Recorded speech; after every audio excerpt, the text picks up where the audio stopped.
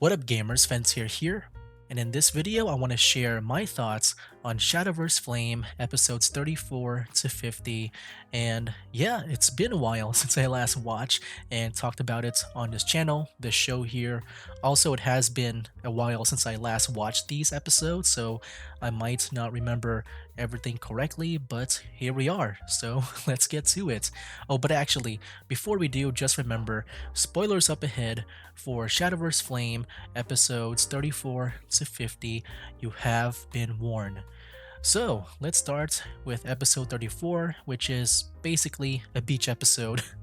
But the beach part actually happened after the credits, and yeah, for the most part, they were just planning on a trip to the beach. No Shadowverse showdowns here, just a pretty chill episode. Yeah, pretty chill episode where everyone just hangs out, which I wish we saw more of in the original anime because at least to me it helps to just slow down and get to know the characters and express their personalities. It's why I like the first season of Yu-Gi-Oh! GX a lot because it's just students chilling out with their crew in the schoolyard and then they would just end up dueling their way out of a situation. But yeah, I love season 1 of GX, and this episode reminded me of those episodes. Overall, a chill episode to slow down after the whole Shadowverse Club tournament arc. But now with episode 35, the first half of it was an actual beach episode. There were also no Shadowverse showdowns in this episode, at least not in the normal sense, but yeah, I really enjoyed it, man. Itsuki, Tatsumi, and Ren were really fun to watch, and Shion had some really good moments where she finally revealed herself in front of the other students for the first time, and I thought that was really awesome to see. But as for the other half, we learned that Light's Digifriend Draconeer had memories stored on a box that Light got after the tournament, but the rest of the 7 Shadows may have the rest of his memories, and the only way for Light to meet them is for him to prove himself that he is the strongest in the Shadowverse College, so he plans on battling Mikado, and I guess that'll grab the attention of the 7 Shadows. On the other hand, we learned that there is a group of people called Enigma, led by a person called the Chairman, who want to leave the physical world and enter the digital world. Now, correct me if I'm wrong, but I feel like I heard this before, where I think it was an episode where Mimori was approached by a random guy on the street. And he talked about Enigma or something about the digital world. But let me know, like I said, it's been a while. But yeah, interesting stuff there. The next big boss seems to be Mikado, and Enigma has a more clearer picture of what they are, at least when it comes to how important they are. The next 2 episodes was a battle between Light and Mikado, which happened a lot sooner than I thought.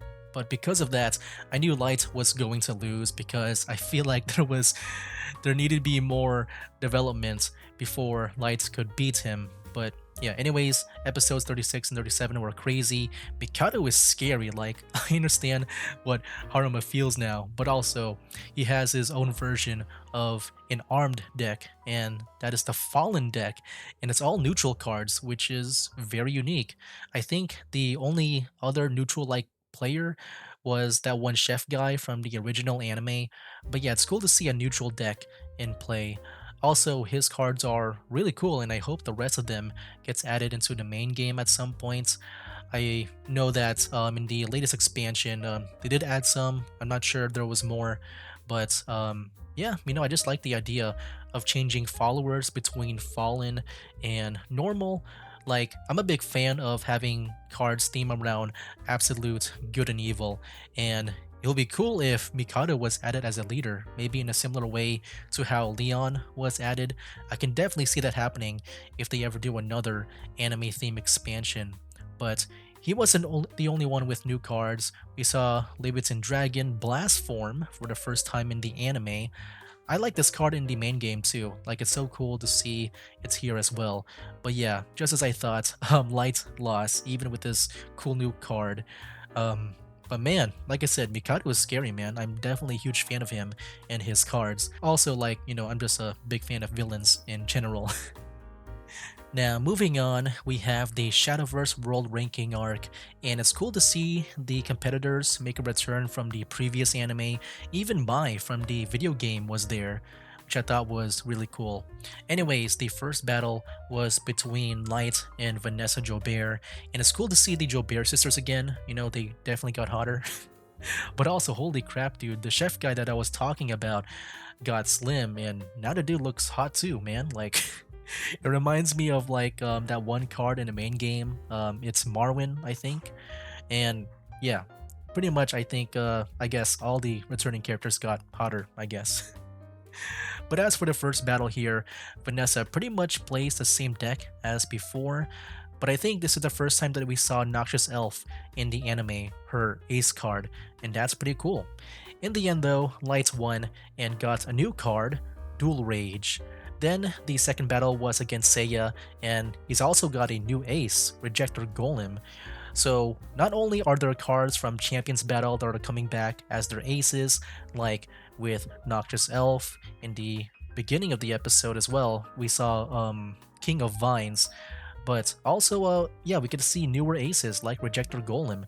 It makes me think if other characters that already had legendary aces have new cards to replace the old, but so far, Mimori and Alice, they still play the same cards, at least so far. But in the end, Seiya won the battle to my surprise. I actually thought Light was going to win, but no, he lost. Once again, I love how this anime makes the main character lose a lot, even against opponents that you would think they would win against because of plot armor. But yeah, it just makes make them winning feel more deserved in terms of character development, and also that you just can't predict if they win or lose unless it's a important battle. In which, yeah, with Seiya here, I would say it's understandable that he lost. Like, it's not a doomsday duel or something. Like, he's not up against like the final boss. But yeah, what's also not a doomsday duel is the next battle, which happened off screen, and that was against the chef guy that I once again talked about. But yeah, he lost to Light and got disqualified, which was funny to see. But man, the next battle though was a complete 180, which was against Mikado once again, and yeah, Light lost. And yeah, just like with Draconeer, I also thought that it was too soon to battle him again, but yeah, it happened and Light lost. But we did get to see Dual Rage in action, where it was able to play Leviathan Dragon Dual Form Alpha, but he said he gets to choose a card to play, so I'm guessing there are more dual forms, like maybe a beta and gamma if we're basing it on the Greek alphabet.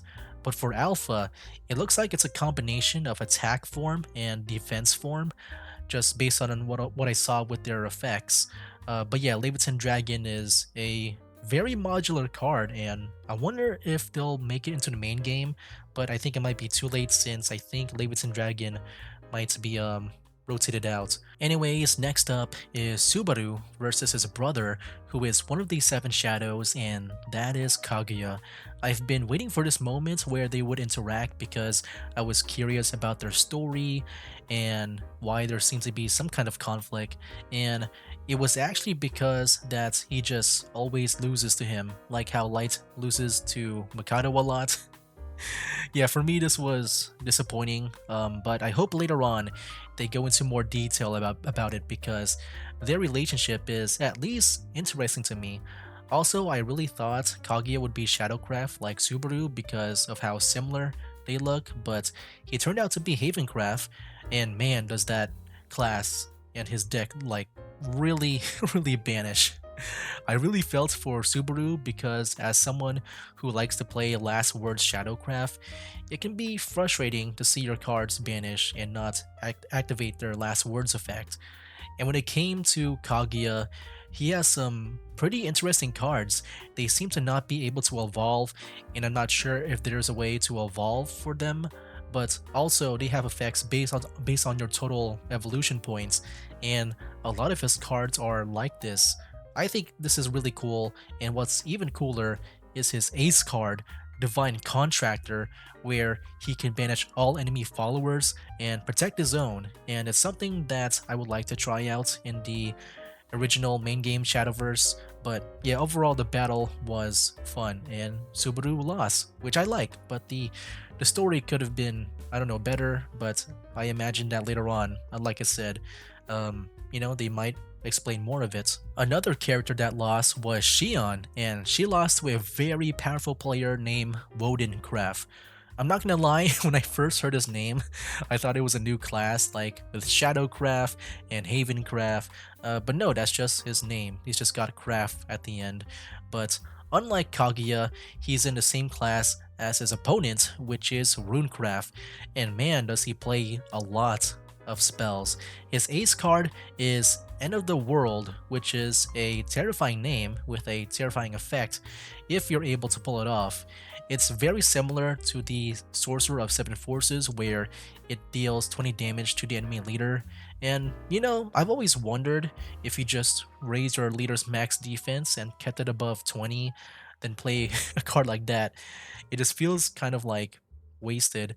Just a fun thought I had. Like, imagine that when Maru played Imperial Saint, it just feels like a lot of work for a card like that to only deal 20 damage, or maybe 0 if you're able to negate it with an effect.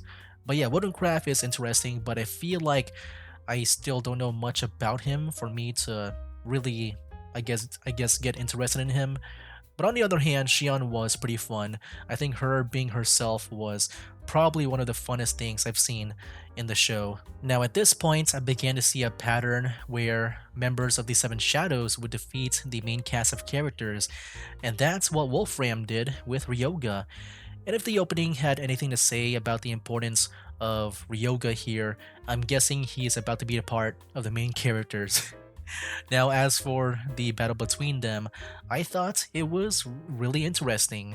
Mainly with Wolfram, we get to see his cards in play for the first time, and like Kaguya, he has a unique mechanic to his deck where he would play cards that reveal his hand to activate an effect, but also another effect activates when that card is revealed, and I think this is a really cool mechanic just because it feels new to Shadowverse. Like, I don't think there's an archetype in Shadowverse that focuses a lot on revealing cards other than his. So, yeah. Also, I do like the Sun and Moon Knight or Paladin theme to his deck.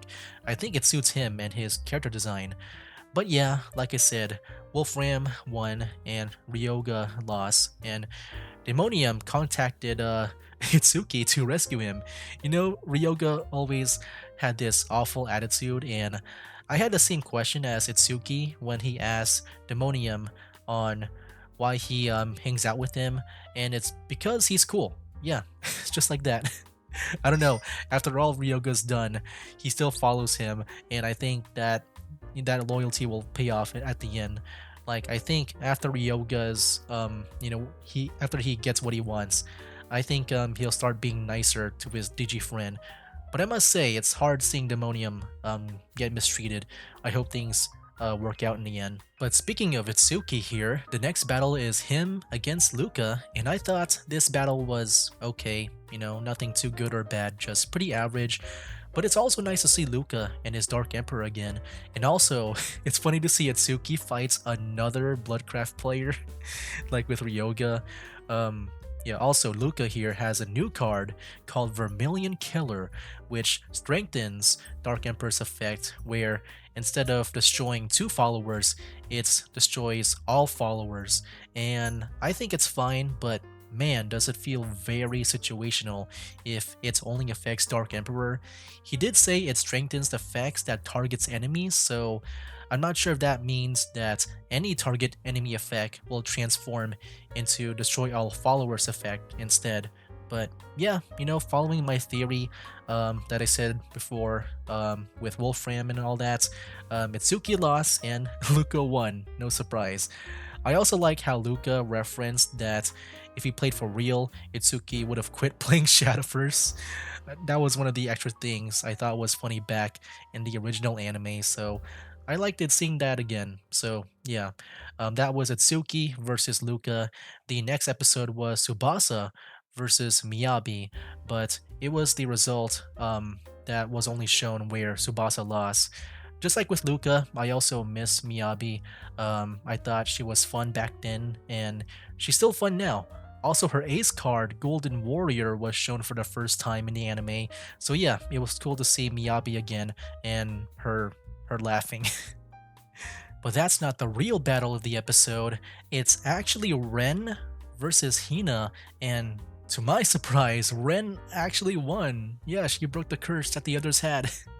And Ren always had some really fire battles, and this was no different.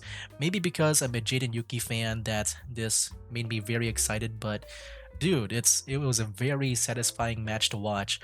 Hina was also not bad too. I like how it's heroes versus villains, and how Hina's deck was mostly bugs, which I found lacking in the original game. Like, usually it's elves and animals, but it's cool to see that bugs get a big treat too. However, in the end, ultimately, the store manager who owns the store that they battled in, he is a true winner because he witnessed an awesome battle with his customers. But yeah, man. Also, just once again, I just want to say it, man. Big congrats on Ren for winning that battle. But not only that, but being the first club member to reach top 7, man. But yeah, I think Ren might be my favorite character in this anime. um, but yeah, the last part of Ren's battle, though, that actually happened at the starts of the next episode from when they started. There was more time to do another battle and finish it in the next episode, which was between Tsubasa and Andrea. And I gotta say, Andrea was pretty dark in this episode. I mean, before the whole thing about her being a grandmaster, that was interesting too. But her saying some pretty dark stuff about herself, and also just seeing that flashback, I do feel like there is more going on with her. Also, she did look like, or something similar to the silhouette that we saw when Enigma was announced. So I'm not sure if she's the chairman or related to the group at all. Maybe something from her past was good, but then it died, and if she is related to Enigma, maybe she wants to see it again reconstructed in the digital world. So yeah, just a theory of mine. But other than herself, her new cards were really cool. Soul Legion, Catastrophe Spirit, and Funeral Caller makes me excited as a Shadowcraft main for them to potentially come to the main game. I hope more reanimation cards get released that are like them. But yeah, Andrea won and Tsubasa lost, and yeah, that was expected. She's now Ren, and she's like with the others. um, but yeah, in the end, credits though, they decided to eat at Kazuki's restaurant, in which, yeah, Kazuki made an appearance there. But also, Kai is working there as a chef. Which feels weird because he used to be the genius of geniuses, but now he's the chef of chefs. A major change in his character. I just find that to be funny. But now, heading into the last 2 episodes here, the 7th Flame Club members, except Ren, because of course he's already in the top 7. Yeah, they challenged the top 7 players in the world ranking so that they can take their place. Lights was able to do that with Seiya, and I wish that we saw full battles with these, because it would have been interesting to see Subaru battle Zuo, Itsuki and Ko, Tsubasa and Miyabi, pretty much all of them, because we haven't seen them battle yet in a formal way. The same thing happened with Lights and Seiya, but I guess that's okay because it might have been the same battle, but this time Light would play Dual Rage to win. We also got to see an older Takuma, which was really cool to see. And after that battle, Light challenges Mikado once more, and this battle lasted the last 2 episodes here, 49 and 50. And finally, Light won, which was the most satisfying thing so far in the set of episodes because of how much Light lost to him. It just takes one victory to feel like they've accomplished something and they can move on, kind of like making a breakthrough. And yeah, Light won by pretty much using Alpha Form's last words properly this time, where it summons Leviathan Dragon and evolves it, also ending the opponent's turn if I saw that correctly. So yeah, I'm really wondering about Mikado's story after this. He was even more scary in this episode where you saw him get more angrier over time. But yeah, the episode ended right away when the battle ended, and it looks like the Seven Shadows are going to conclude the world ranking. As for my overall thoughts on these sets of episodes, I thought it was good at best. I didn't think it was great or bad. It was just good. For me, I think it's just because Light Story was the main focus here, where he was the only one to have a proper ending, whereas everyone else here are still in the middle of their own conflict. So yeah, it's not like the club tournaments where everyone felt like they had a proper conclusion for that story. Instead, we have to wait until the next set of episodes release, which right now they are doing. There's actually more than 50 episodes of Shadowverse Flame so far, making this series last even longer than the original anime, and I'm really happy about that. To me, what sets this anime apart from the original is the pacing. The battles are slower, and the other characters battle more often. It's not just the main character. So when it comes to these characters winning battles, it feels well deserved and that they accomplished something. That's what I felt with the club tournament, where everyone had their chance to shine, to win and resolve some conflict to move forward in their life. But in the world ranking, it's just Light that was able to move on. Of course, everyone else will probably become the top 7 in the next couple of episodes, but I haven't seen them yet because I'm only covering episodes 34 to 50. But yeah, taking all that into account, my main criticism of the world ranking arc is that we ended off with only Light Story coming to a good stop, whereas everyone else are still going, but it's not too much of a bad thing because we are still getting more episodes, so it's not the biggest criticism. I would say it's more of like a nitpick, I would say, at this point. Everyone else was awesome. It's nice to see more returning characters. I wish we would have seen battles with them though, like with Miyabi and the chef guy, but I'm still fine without it. Also, I know that they showed off even more cards that I did not talk about, mainly with the Seven Flame Club members, but most of them made their way into the original Shadowverse game, and yeah, it just doesn't feel new to me. Some of them are still in the anime as an exclusive, I think, like with Gambit, but I didn't feel like those cards were big enough to talk about. If anything, Leviathan Dragon Alpha Form was the most important out of the newest cards so far that deserve to be talked about. But yeah, those are my thoughts on the Shadowverse Flame episodes 34 to 50.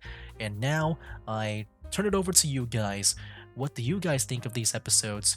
Do you like it or dislike it? Love it or hate it? Let me know down in the comments below. So yeah, it's been fun talking about this anime again, and I'll do more of it in the future, as I think at the time of this recording, I saw that episode 69 is out. An awesome number for me to potentially be able to do another video soon. But yeah, that'll be it for now, guys. That's game.